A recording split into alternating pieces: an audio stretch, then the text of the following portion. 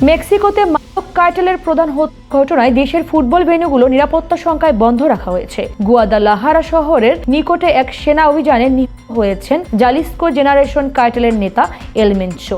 তার মৃত্যুর পর কার্টেল সদস্যরা গাড়ি সড়ক অবরোধ করলে নিরাপত্তাজনিত কারণে 4টি গুরুত্বপূর্ণ ফুটবল ম্যাচ স্থগিত করা হয়েছে। পুরুষদের লিগে কেরেতারো বনাম হুয়ারেজ ও নারীদের লিগে চিভাস বনাম আমেরিকা ম্যাচ বাতিল করা হয়। এছাড়া দ্বিতীয় বিভাগের আরও 2টি ম্যাচও স্থগিত হয়েছে। মেক্সিকান ফুটবল ফেডারেশন জানিয়েছে মেক্সিকো ও আইসল্যান্ডের আন্তর্জাতিক প্রীতি ম্যাচও বাতিল হয়েছে। গুয়াদালাহারা শহরটি জুনে ফিফা ওয়ার্ল্ড কাপ 2026 আয়োজনের জন্য প্রস্তুত হতে যাচ্ছে। দক্ষিণ কোরিয়া, স্পেন, উরুগুয়ে ও কলম্বিয়া এই ভেন্যুতে খেলবে। তবে এল মেনচোর পর নিরাপত্তার ঝুঁকি থাকায় ম্যাচগুলো স্থগিত করা হয়েছে। অন্যদিকে গেরেরো অঙ্গরাজ্যের আকাপুলকোতে এই সপ্তাহে শুরু হওয়া ATP tennis tournament Mexican open স্বাভাবিকভাবে অনুষ্ঠিত হবে বলে আয়োজকরা নিশ্চিত করেছেন।